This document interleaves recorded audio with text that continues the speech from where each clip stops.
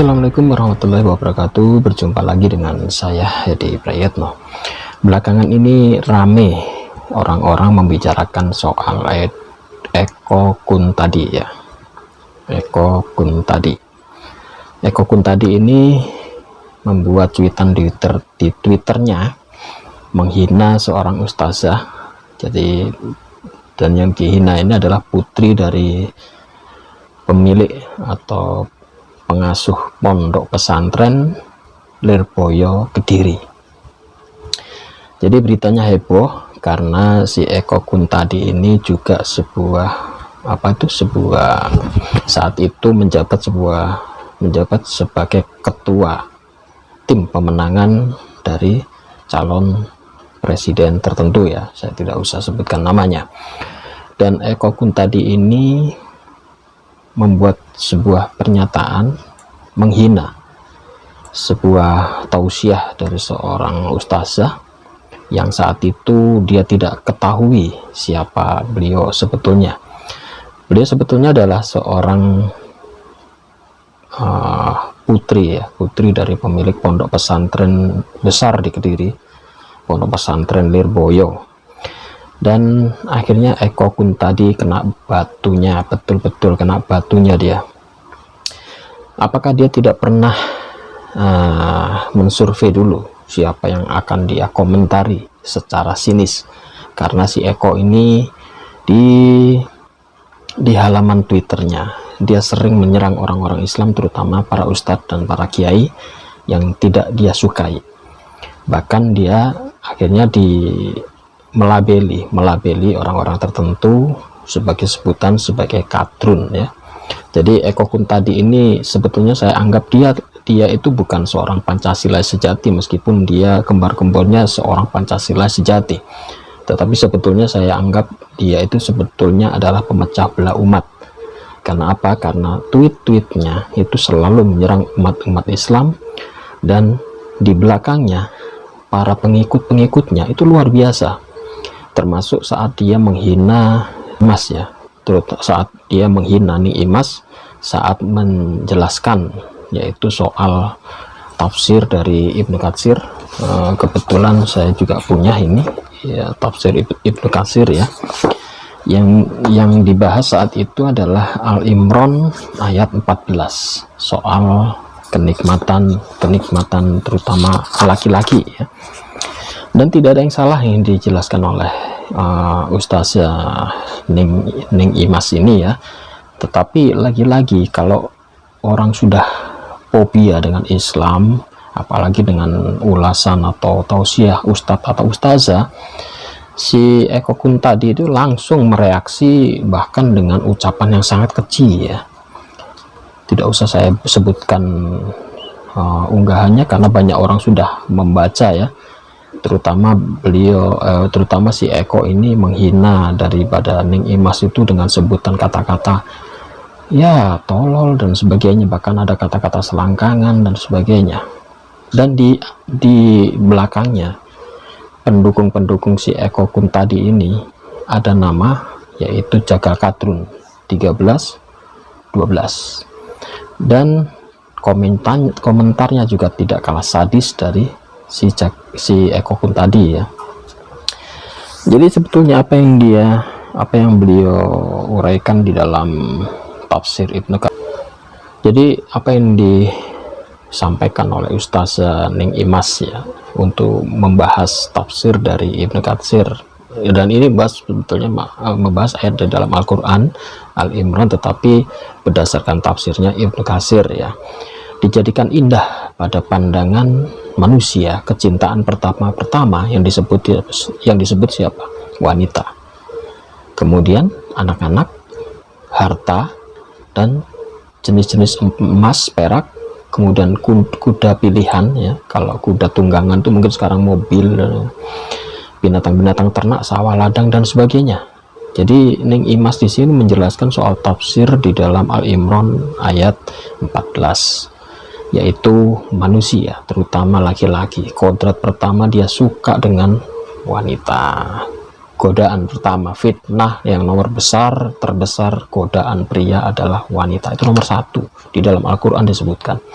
Dan Ning Imas menceritakan bahwasanya karena kesukaan wanita, nomor satu adalah wanita, maka di sorga Allah juga akan menciptakan kesenangan tidak jauh dari pandangan kesenangan wanita, pandangan dari pria. Nah, ya. Dan ini ada tafsir, Ibnu Katsir sudah menjelaskan. Dan Eko Kuntadi dengan tidak jelinya dia menghina langsung. Jadi secara tidak langsung Eko ini menghina ayat-ayat Al-Quran dan juga tafsirnya dengan ucapan-ucapan tolol dan sebagainya, selangkangan dan sebagainya. Itu kata-kata yang sangat merusak. Bahkan ada yang komen lagi, ini wanita cocoknya jadi budak seks ISIS dan sebagainya. Jadi komen-komentarnya lebih sadis-sadis, terutama si Jakal Kadrun ini ya, Jakal Kadrun 13-12. Dan ternyata siapa ini si Jakal Kadrun? Terbongkar sudah. Ternyata dia bukan orang Islam, tetapi ngaku-ngaku dia orang NU. Hati-hati ini. Jadi si Jakal Kadrun ini memecah belah umat, tetapi dia mengaku sebagai orang NU. Bahkan dia ngomong, kan aneh, orang NU tapi tidak tahu Ning Imas. Bahkan tidak tahu tokoh-tokoh dari pondok pesantren di Lirboyo Kediri. Kalau orang NU tulen pastilah dia tahu mana ustadz-ustazanya, termasuk si Eko Kuntadi ini. Dan terbukti Eko Kuntadi juga bukan orang NU. Dia akhirnya datang ke pondok pesantren Lirboyo Kediri bersama siapa? Dengan seorang tokoh dari JIL, Jemaah Islam Liberal. Luar biasa ini Eko Kuntadi ya. Ternyata pandangannya selama ini memang dia tidak lepas dari orang-orang dari kelompoknya JIL, Jemaah Islam Liberal ya. Pada tanggal 15 September tadi ya, si Eko Kuntadi ini akhirnya datang ke pondok pesantren Lirboyo ditemani oleh Muhammad Guntur Romli. Dia adalah seorang tokoh dari kelompok jaringan Islam Liberal.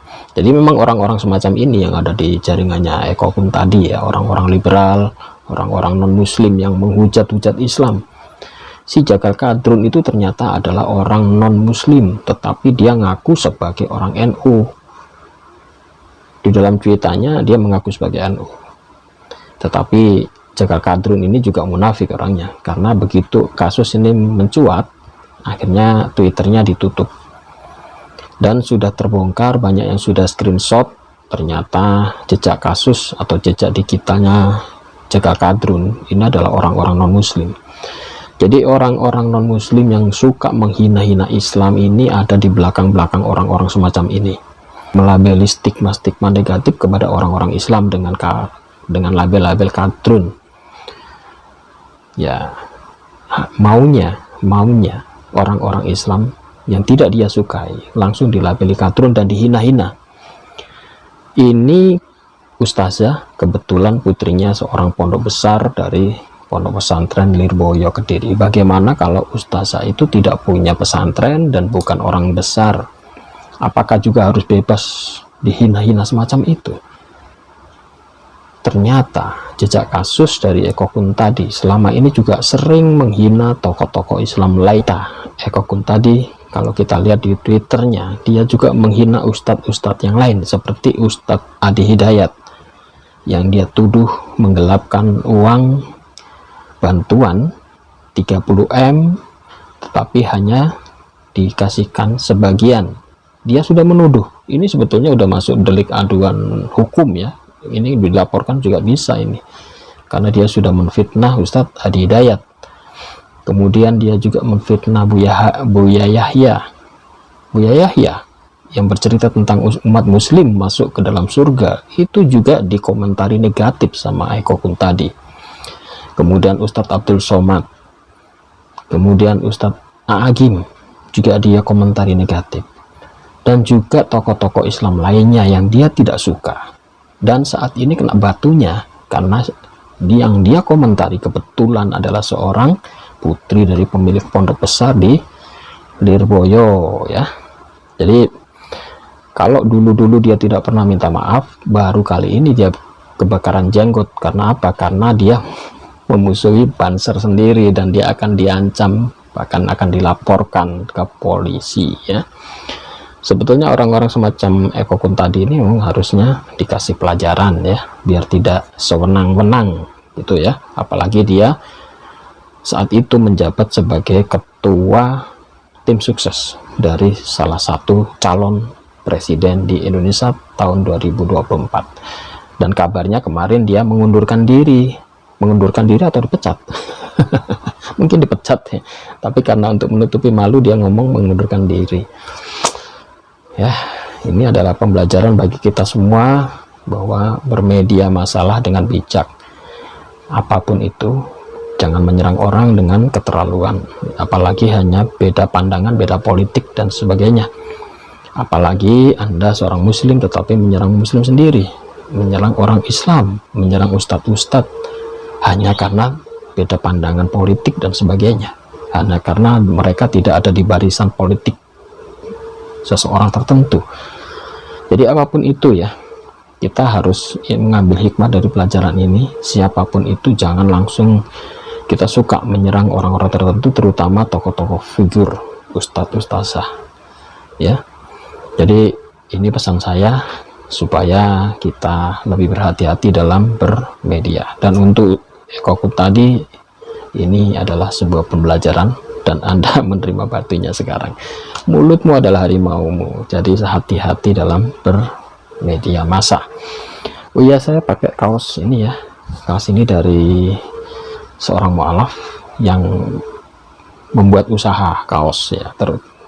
Karena saat ini saya menjabat sebagai ketua Yayasan Pembina Mualaf Jawa Timur. Saat ini kami punya banyak program, dan juga saat ini saya juga membangun pondok pesantren di Jombang dan juga mendirikan sebuah masjid. Yang ingin menyumbangkan, Anda bisa salurkan ke rekening kami Bank Syariah Indonesia di nomor rekening 111888991 atas nama YPM atau HIT ya. Dan untuk yang ingin pesan kaos ini adalah kaos yang diproduksi oleh para mualaf.